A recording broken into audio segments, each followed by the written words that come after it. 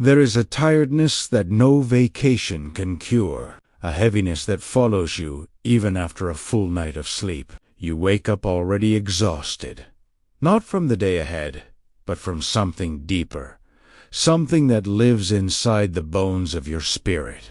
The world calls it burnout.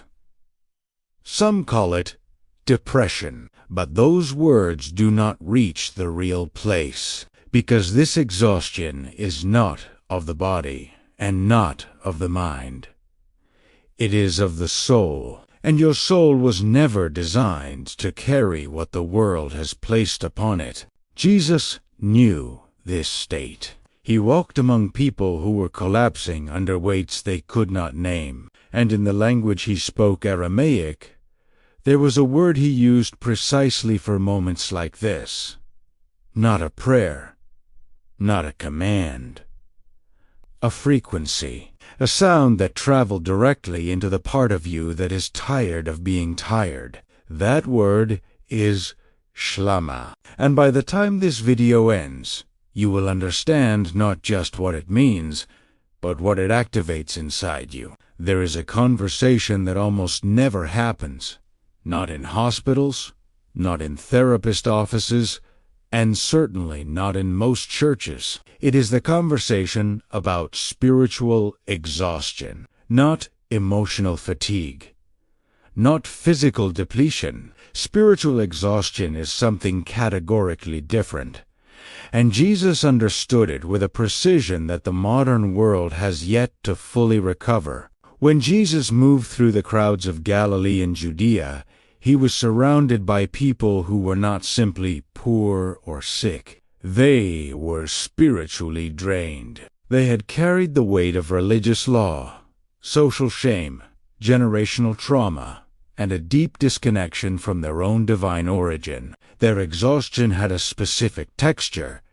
It was the exhaustion of a soul that has forgotten what it is. The Aramaic language that Jesus spoke has a way of describing this state that Greek and Latin translations simply cannot capture. In Aramaic, the inner world of a person, the nephesh, is understood as a living, breathing, responsive field. When that field becomes depleted, it is not a metaphor.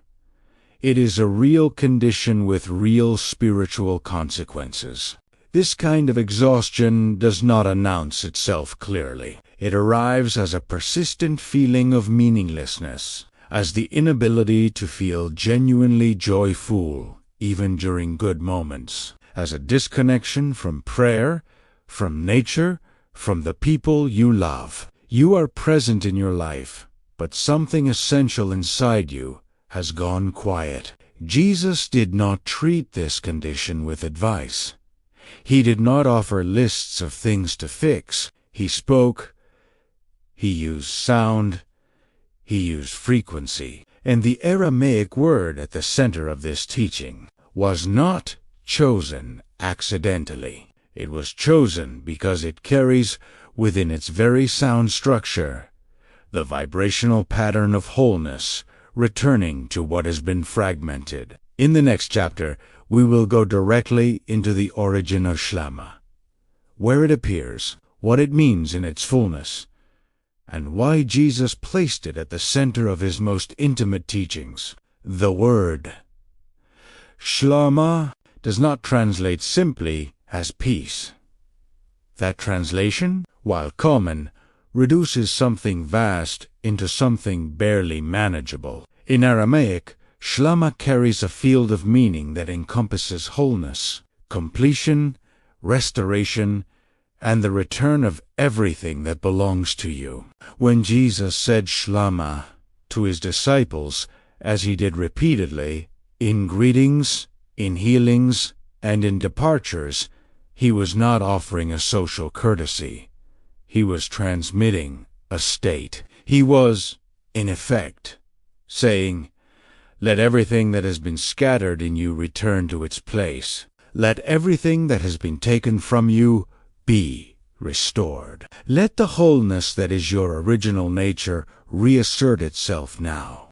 This is why the Aramaic farewell spoken by Jesus was not simply goodbye. It was a declaration that activated something real in the body and spirit of the one receiving it. Ancient Aramaic speakers understood that words were not symbols pointing to realities. Words were the realities themselves. Sound was alive, and shlama was one of the most alive sounds in the entire language. The exhaustion that has settled inside you is not permanent. It is a condition of displacement, parts of your being that have drifted from their original alignment. What Jesus knew, and what the Aramaic tradition preserves, is that the right frequency can call those parts home. Like a tuning fork placed against an instrument that has gone silent, shlama carries the precise vibration of return. This is not metaphor. The people who stood before Jesus and received his shlama left those encounters changed. They described a lifting, not of their circumstances, but of something that had been pressing on the interior of their chest for years.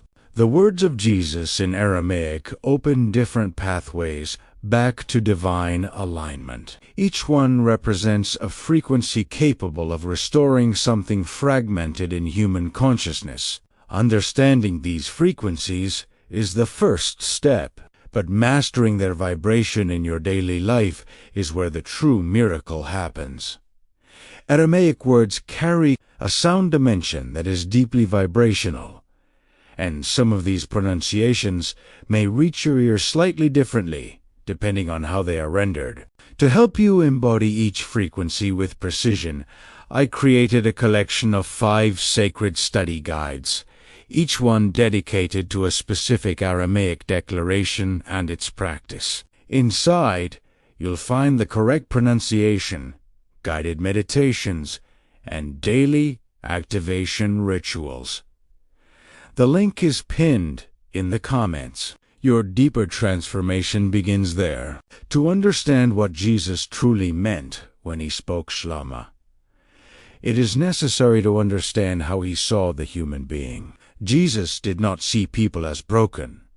He saw them as displaced. He saw souls that had drifted from their source, not through sin alone, but through the accumulated weight of living in a world that consistently asked them to forget who they were. This distinction is everything, because if you are broken, you need to be fixed from the outside. But if you are displaced, you need only to be called back. An SHLAMA dot was, in its deepest function, exactly that call. In the Gospel of John, Jesus offers shlama to his disciples at a moment of profound fear and confusion. He does not explain. He does not reassure with logic. He speaks the word, and the text records that something immediate happened in the room. A shift. A settling, not because the circumstances changed, but because something in the interior of each person present was real. The Aramaic understanding of sound holds that certain words carry what might be called a living architecture. They do not simply mean something.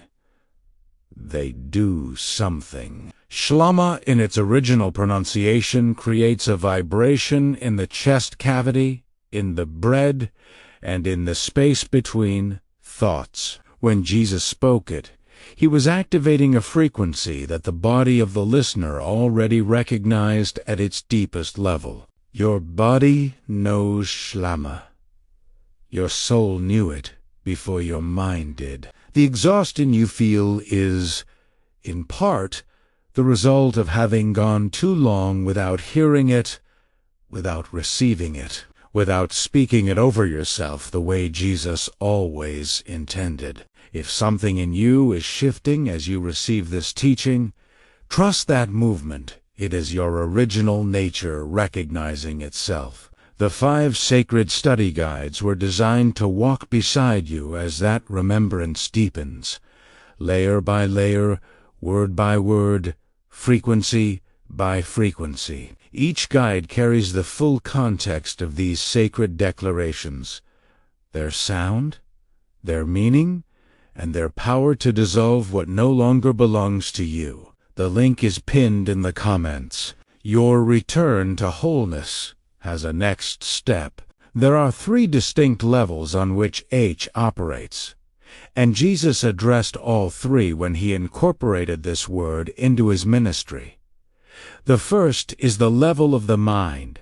The second is the level of the body. The third, and most profound, is the level of what the Aramaic tradition calls the ruha, the spirit, the breath life that animates the entire human being. At the level of the mind, Shlama interrupts the pattern of fragmentation. The exhausted mind does not truly rest.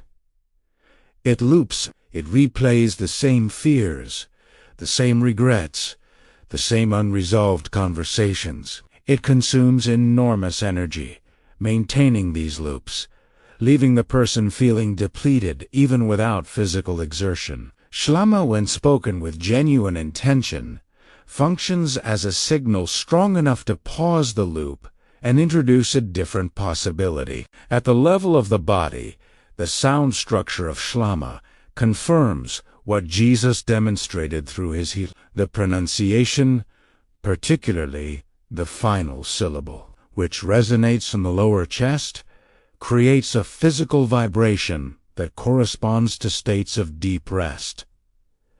It signals safety to the nervous system. It tells the body, at a cellular level, that the emergency is over. At the level of the ruha, the spirit, Shlama does something that cannot be fully measured, but can absolutely be felt. It creates what Aramaic mystics described as a gathering. The scattered fragments of a person's inner being are called back into coherence. The part of you that has been watching your life from a distance begins to return to inhabit it fully. Jesus knew that true healing had to address all 3 levels simultaneously. That is precisely why a single word spoken with the full weight of divine authority was enough. Across the Gospels, Shlama appears in contexts that reveal its layered function in the ministry of Jesus. It was the word he spoke when entering homes. It was the word he gave his disciples as a tool, instructing them, when they entered a house, to speak Shlama over it, and to allow that peace to return to them if it was not received. This instruction reveals something extraordinary. Jesus treated Shlama as a transmittable frequency, not merely a social expression. In the ancient Aramaic tradition that surrounded Jesus, there was a deep understanding that certain sounds carried what might be called divine memory. They were not invented by human creativity, they were received. They carried within their phonetic structure an imprint of the original order of creation. Shlama was understood as one of those foundational sounds, a word that existed before the language that carried it. The Peshitta, which is the Aramaic New Testament, preserves numerous instances where Jesus uses Shlama in ways that Greek translations consistently flatten. In the Peshitta, the word appears with a richness that suggests Jesus was always doing more than speaking, he was transmitting. Each instance of Shlama in the original text functions as a portal, a place where the divine and the human make direct contact. For the person living with spiritual exhaustion today, this matters enormously, because it means that what Jesus offered was not reserved for the people who stood before him 2,000 years ago. The frequency of Shlama is available now, in teeth moment, to anyone who understands how to receive it. This understanding is not complicated. It does not require years of study. It requires only the willingness to become still enough to hear what the Word is already carrying toward you. Protocol, everything shared in this teaching has been moving toward one destination. The moment when ceases to be a concept and becomes a living experience in your body, your mind, and your spirit. Jesus did not teach his disciples to merely understand things. He taught them to embody them, and the protocol he left for working with Shlama is precise, accessible, and designed to work even on the first attempt. The exhaustion you have been carrying is real. The displacement is real. And the restoration that Shlama initiates is equally real. What follows is the protocol preserved in the Aramaic devotional tradition that grew directly from the teachings of Jesus. Before you begin, find stillness. Sit in a place where you will not be interrupted. Place one hand on your chest, over the sternum. This is not ritual for its own sake.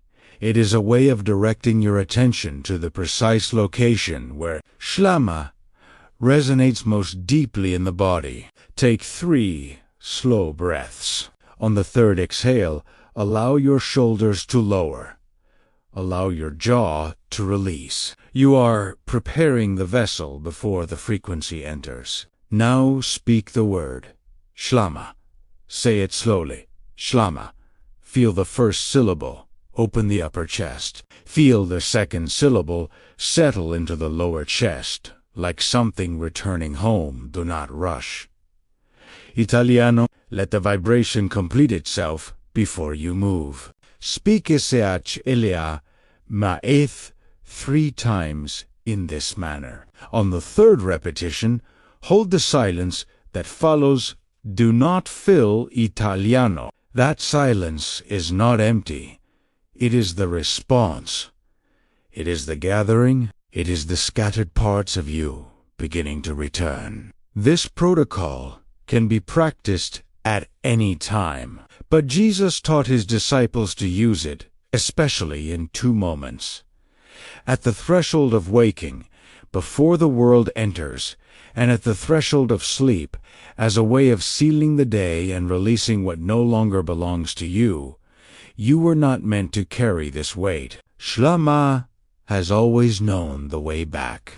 Did you feel something shift today? Did these words touch something deeper in you? If they did, leave the word awakening in the comments. That is your confirmation that the light within you is moving. And when the light moves, it needs a path. Discover our complete collection of 5 sacred study guides created to carry your transformation beyond this moment. The link is pinned in the comments. Your next step is waiting. Right now, before you close this video, come to the comments and tell us, what did you feel?